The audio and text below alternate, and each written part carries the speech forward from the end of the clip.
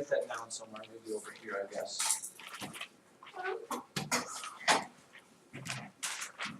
Graphing absolute value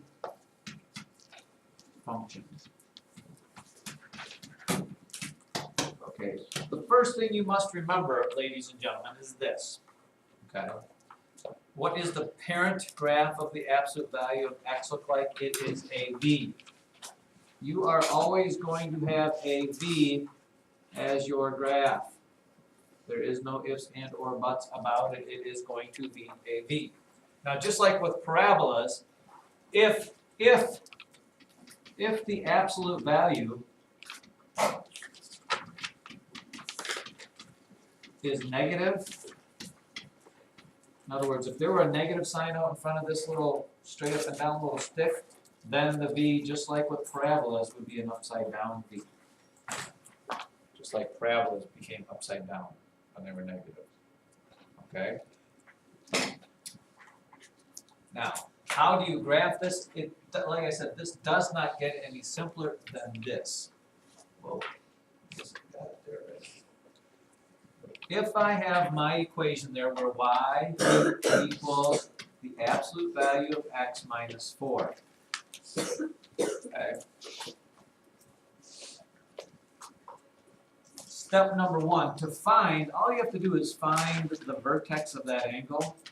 To find the vertex, which is this part. You just need to find where this point is, or this point. And then you have your graph done, because it's always going to be a v from that point. Okay? To find that point, okay, start at the origin.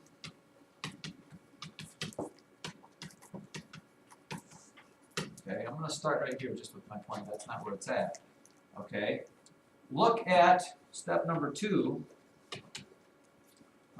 The number to the right, the number on the right that's all by itself,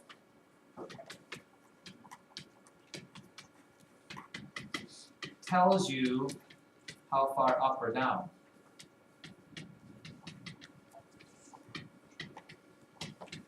Which means this is a -4 or a -4.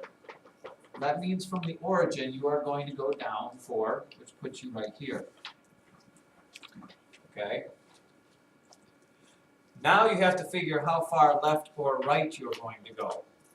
Now what tells you how far left or right, step 3, how far left or right you go is based on the number that's inside the absolute value sign. Okay? In this case, there is no number there, and because there's no number there, it doesn't go left or right anywhere from there. This actually is my absolute value point. And my graph just goes like this.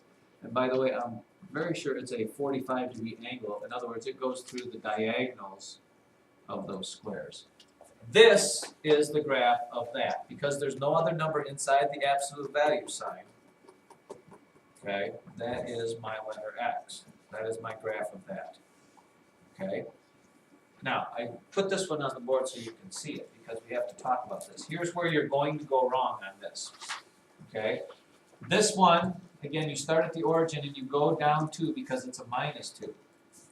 Now, what number is inside the absolute value sign with the x?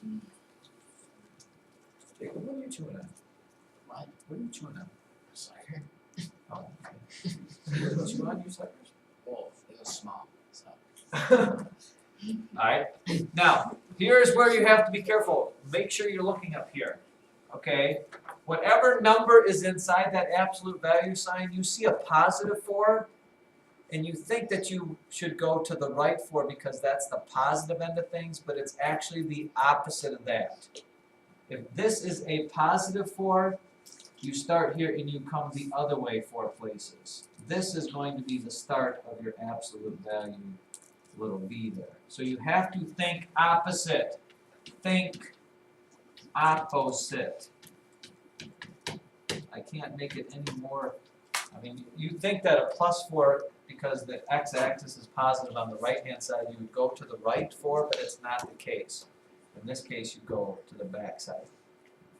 Now, what we should do, just to show you that, okay, I'm gonna graph this one and then we're actually gonna we're gonna do it out in a table form so you can see it, okay?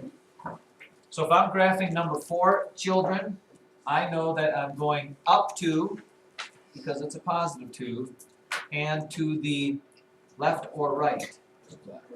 Right. If it's negative, you go to the right. Think opposite. So up 2, over 3, here's my dot. I graph it, it should look like this. And we need to prove this just so you can see this. Don't take my word for it. We're actually going to do a table of this. X and Y values. Just a few of them, just so you can see that it's true. Okay? I hope.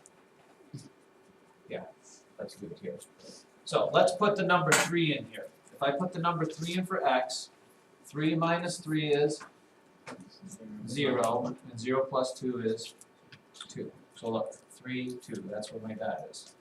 If I put 0 in for X, 0 minus 3 is negative 3, but the absolute value of negative 3 is 3, and 3 plus 2 is 5. So here, oops.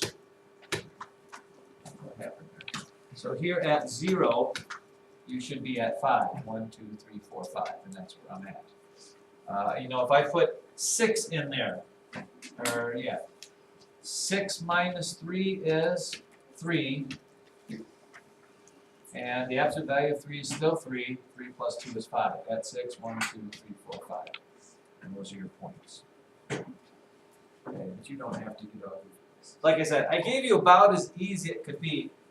There could be a number in front of the absolute value sign. I don't give those to you, but that's going to change things a little bit. It's going to make it, I think, a little bit more on an angle. I should check and see.